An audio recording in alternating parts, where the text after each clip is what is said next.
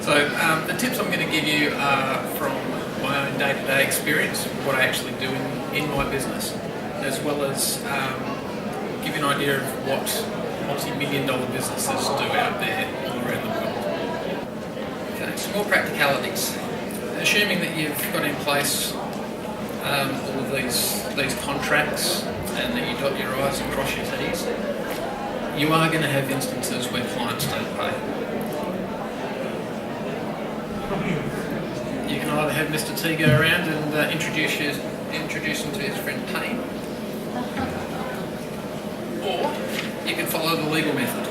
Now, the ASIC and the ACCC have set fairly clear guidelines as to how you can go about collecting debt. The main three rules are you are not allowed to harass people. Now, by that, they've actually set a limit. You can communicate with the client up to 3 times per week. Now, that communication can include phone calls, emails, personal visits, letters. But once you get up to 3, that's it. Any more than that, you're harassing them. And you can actually be at the other end of a lawsuit. You're not allowed to intimidate people, and you're not allowed to abuse them. And you're going to have a lot more success in collecting your debt if you remain polite, if you remain unemotive, and just try and use logic and reason. Okay, so if you do have a client that's not going to pay, my suggestion is you start keeping a communications diary. So this clean sheet of paper, write down all the communications you've had with them up to that point. What's been said, what you can remember has been said, the days, the times, etc. As much detail as you can, because this may be relied upon in a court later. I always make my initial inquiries by phone. In fact, all my debt collection, this is as far as it's ever got.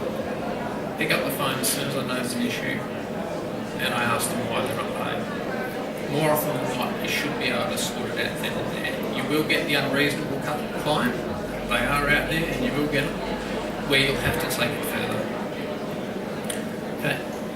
If you can sort it out quickly, do it.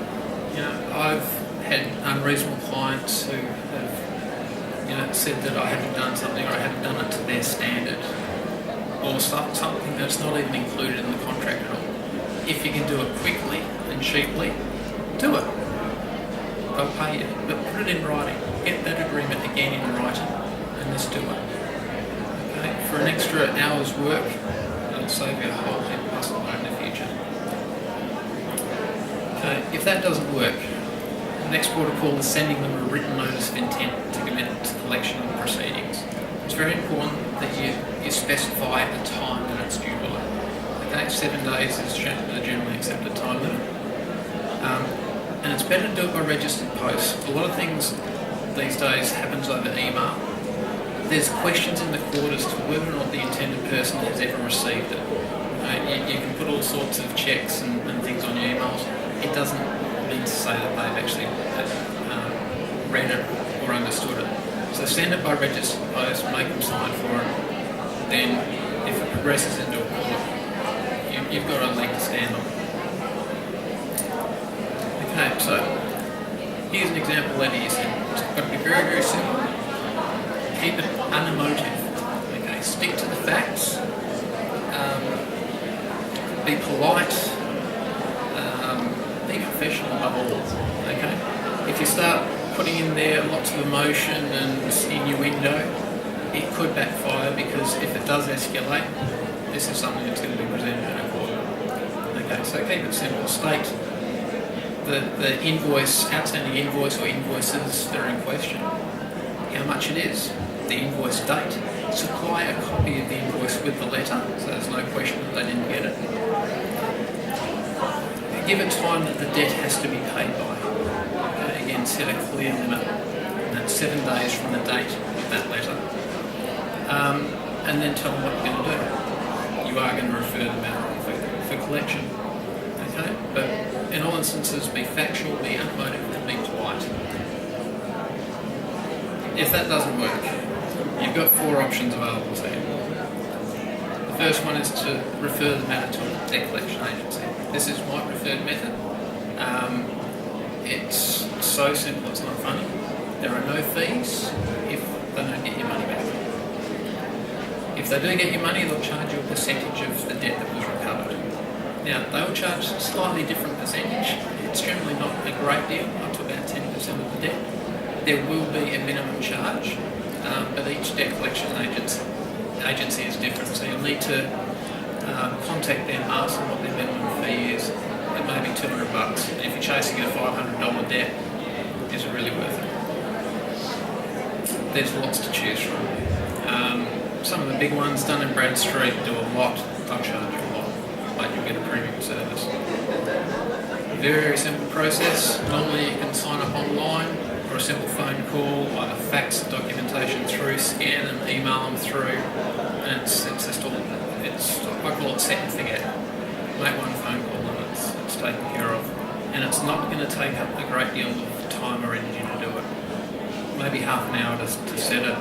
Every now and then they'll contact you, tell you how the process is going, and ask you how you'd like to pursue it. The second way you can do it is lodging a minor case claim in the magistrate's court. Now, this used to be a small claims tribunal issue.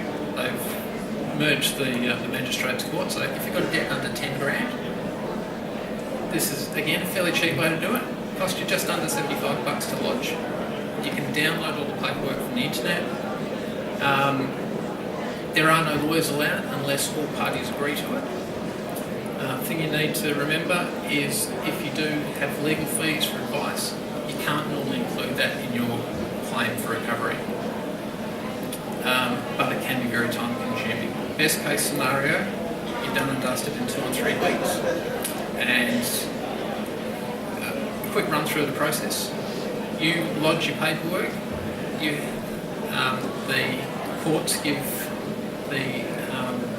your debtor 2 weeks to respond, either lodge their own paperwork to continue the claim to have it heard, or they realise you're serious, they cave in and pay you.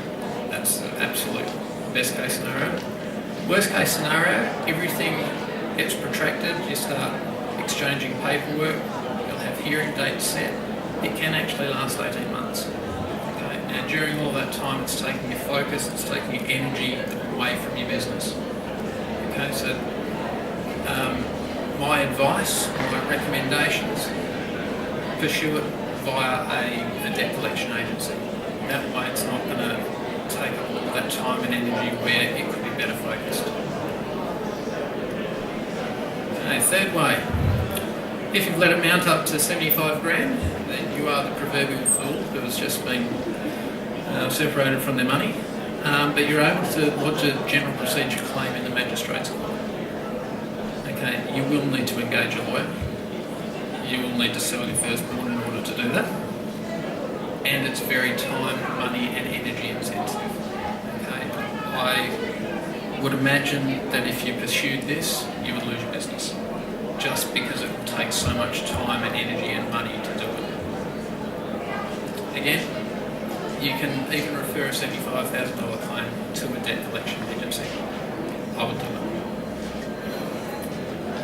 Fourth way, write it off to experience.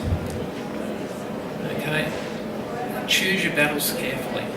If it's a $500 or a $600 debt and it's going to chew up a lot of your time and a lot of energy to get it, maybe you're better off just forgetting about it. Make a couple of phone calls, see if they'll agree to a payment term. If not, let it go, but learn from it.